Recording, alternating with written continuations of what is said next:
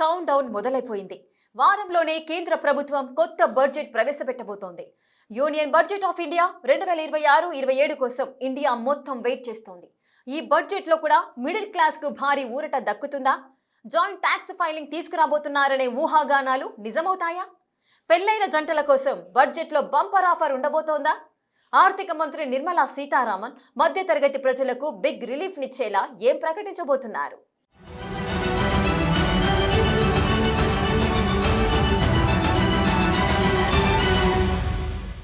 India income tax చరిత్రలో ఇంతకు ముందెన్నడూ లేని విధంగా చరిత్రాత్మక మార్పుకు కేంద్ర ప్రభుత్వం శ్రీకారం చుట్టబోతోందనే వార్తలు దేశం మొత్తం హాట్ టాపిక్ గా మారాయి. వచ్చే ఫిబ్రవరి 1న ప్రవేశపెట్టబోయే బడ్జెట్లో జాయింట్ ట్యాక్స్ ఫైలింగ్ విధానాన్ని ప్రవేశపెట్టే అవకాశం ఉందని సమాచారం.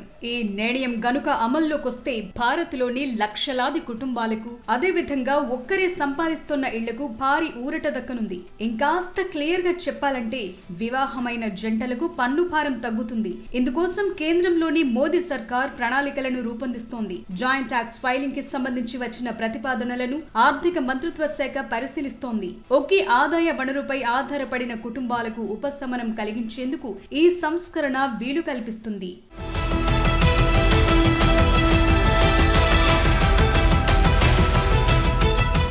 అసలేంటి జాయింట్ ట్యాక్స్ విధానం అంటే, ఇప్పుడున్న ఇన్కమ్ ట్యాక్స్ రూల్స్ ప్రకారం భార్యాభర్తలిద్దరూ ఉద్యోగం చేస్తున్నా, ఇంట్లో ఒక్కరే సంపాదిస్తున్నా ఎవరి పన్నును వారు విడివిడిగా లెక్కించుకోవాలి. కొత్త ప్రతిపాదన ప్రకారం భార్యాభర్తలిద్దరూ కలిసి ఒకే యూనిట్ గా తమ ఇన్కమ్ ట్యాక్స్ రిటర్న్స్ ని ఫైల్ చేయొచ్చు.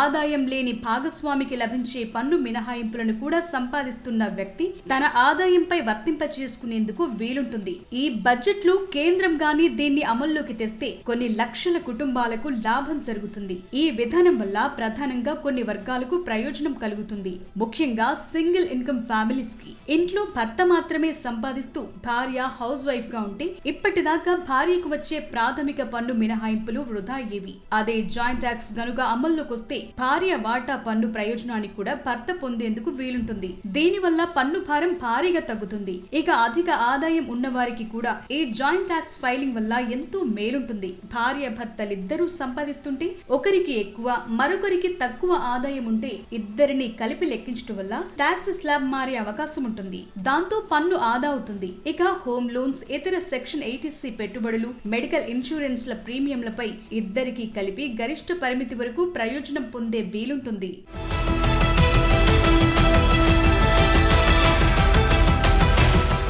ఈ జాయింట్ ట్యాక్స్ ఫైలింగ్ తప్పనిసరేమీ కాదు. వివాహిత జంటలు ఇప్పటికే ఉన్న వ్యక్తిగత ట్యాక్స్ ఫైలింగ్ గానీ, కొత్త జాయింట్ ట్యాక్స్ ఫైలింగ్ పద్ధతిలో దేన్నైనా ఎంచుకోవచ్చు. ఒకవేళ జాయింట్ ఫైలింగ్ ఎంచుకోవాలనుకుంటే మాత్రం భార్య భర్తలిద్దరికీ పాన్ కార్డ్ కంపల్సరీ. ఈ విధానంలో మొత్తం ఫ్యామిలీ ఆదాయంపై ప్రత్యేక స్లాబ్ కింద పన్ను విధిస్తారు. జాయింట్ ట్యాక్స్ ఫైలింగ్ కి సంబంధించి మినహాయింపు పరిమితులు, పన్ను స్లాబుల్లో మార్పులను కూడా ప్రభుత్వం పరిశీలిస్తోంది. ప్రస్తుతం ఒక వ్యక్తికి ప్రాథమిక మినహాయింపు 3 లక్షలైతే జాయింట్ ఫైలింగ్ ట్యాక్స్ లిమిట్ ని డబుల్ అయినా చేయొచ్చు. అందుకనుగుణంగా సర్దుబాటు చేయొచ్చు. ఈ విధానం వల్ల మధ్యతరగతి కుటుంబాలకు పన్ను విషయంలో ఎంతో రిలీఫ్ దక్కుతుందని చెప్తున్నారు. సర్చార్జ్ పరిమితులను సవరించడం పైన చర్చ జరుగుతోంది. ప్రస్తుతం 50 లక్షల కంటే ఎక్కువ ఆదాయానికి సర్చార్జ్ వర్తిస్తుంది. కొందరు ఆర్థిక నిపుణులు ఈ పరిమితిని 75 లక్షలకు పెంచాలని సూచించారు. ఉమ్మడిగా ట్యాక్స్ ఫైలింగ్ చేసే జంటలకు తగిన సర్దుబాట్లుంటాయి. భార్యాభర్తలిద్దరూ సంపాదిస్తే ప్రతిపాదిత విధానం కింద ప్రతి ఒక్కరూ వారి వ్యక్తిగత ప్రామాణిక మినహాయింపుని పొందుతూనే ఉంటారు.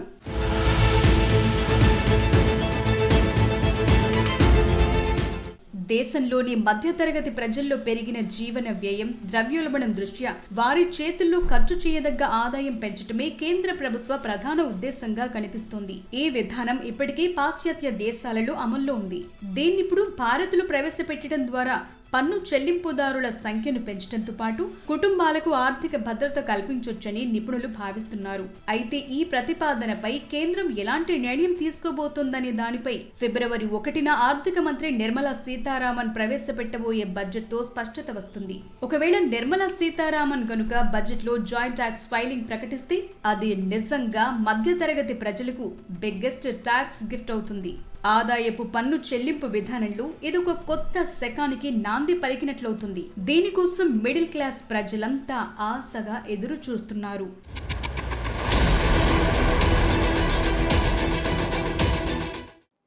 జాయింట్ ట్యాక్స్ ఫైలింగ్ విధానం ఓకే. మరి నిజంగా మధ్యతరగతి ప్రజలు, ఉద్యోగులు, ట్యాక్స్ పేయర్లు ఏం కోరుకుంటున్నారు? ఈ బడ్జెట్లో భారీ ట్యాక్స్ బెనిఫిట్స్ చూస్తామా? స్లాబ్లు, సర్చార్జుల్లో మార్పులుంటాయా?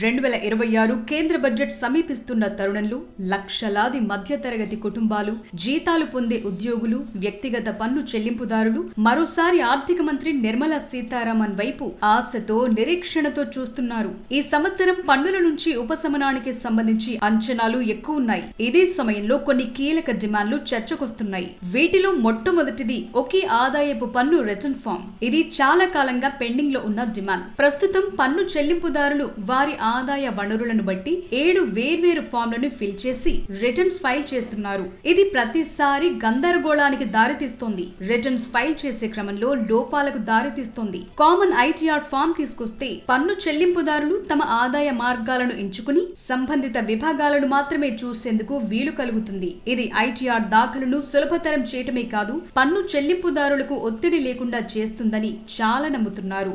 వచ్చే ఏప్రిల్ 1 నుంచి కొత్త ఆదాయ పన్ను చట్టం అమల్లోకి రానుంది. దాంతో ఇలాంటి సంస్కరణకు అది అనువైన సమయమని పన్ను చెల్లింపుదారులు భావిస్తున్నారు.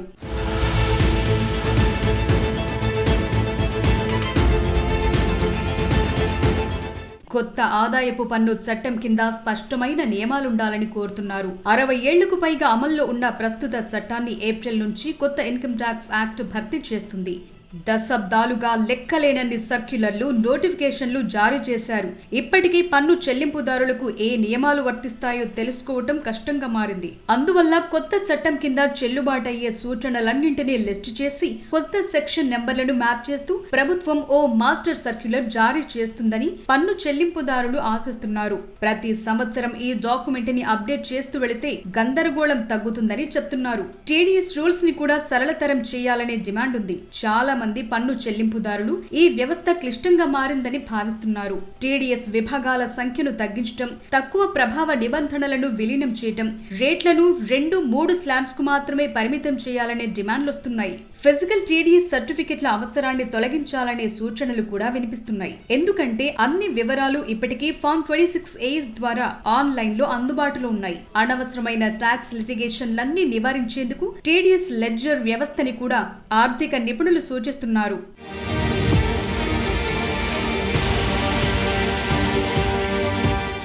ప్రస్తుతం ఉన్న 75,000 స్టాండర్డ్ డిడక్షన్ ని కనీసం 1,00,000కు పెంచాలని ఉద్యోగులు కోరుకుంటున్నారు. ఇది పెరిగితే చేతికొచ్చే నికర ఆదాయం పెరుగుతుంది. ఇక పన్ను స్లాబులను సవరించి పన్ను రహిత ఆదాయ పరిమితిని మరింత పెంచాలని, పన్ను రేట్లను తగ్గించాలని ఆశిస్తున్నారు. 3 లక్షలుగా ఉన్న పన్ను రహిత పరిమితిని 4 నుంచి 5 లక్షలకు పెంచాలంటున్నారు. ఓల్డ్ ట్యాక్స్ రెజిమ్ లో ఉన్నవారికి సెక్షన్ 80C పరిమితి దశాబ్ద కాలంగా మారలేదు. దీన్ని 1,50,000 నుంచి 2.5 లక్షలకు పెంచాలనే డిమాండ్ ఉంది. పెరిగిన వడ్డీ రేట్ల దృష్ట్యా హోమ్ లోన్ వడ్డీపై ఇచ్చే 2 లక్షల మినహాయింపుని 3 లక్షలకు పెంచాలని కోరుతున్నారు. కేంద్రంలో ఎన్డీఏ ప్రభుత్వం 3వ అధికారంలోకి వచ్చిన తరువాత పన్ను విధానాన్ని ఆకర్షణీయంగా మార్చడంపైనే దృష్టి పెడుతోంది. ఆ లెక్కన ప్రజల చేతుల్లో ఎక్కువ డబ్బుంటే చిన్నపాటి పన్ను తగ్గింపులిచ్చే అవకాశం ఉందంటున్నారు. ద్రవ్య లోటుని అదుపులో ఉంచాల్సి ఉన్నందున భారీ మార్పుల కంటే చిరు ఉపశమనాలే ఇచ్చే అవకాశం ఎక్కువగా కనిపిస్తోంది. ఈసారి మధ్య తరగతికి ఊరటనిచ్చే సర్చార్జ్ స్ట్రక్చర్ లో స్వల్ప మార్పులు ఉండే అవకాశం ఉంది. ప్రభుత్వం ప్రస్తుతం డీజిల్ ఎకానమీ, పారదర్శకతపై దృష్టి పెడుతోంది. అందువల్ల ప్రజలను కొత్త పన్ను విధానం వైపు మళ్లించేందుకు మరిన్ని ప్రోత్సాహకాలు ప్రకటించే ఛాన్స్ ఉందంటున్నారు.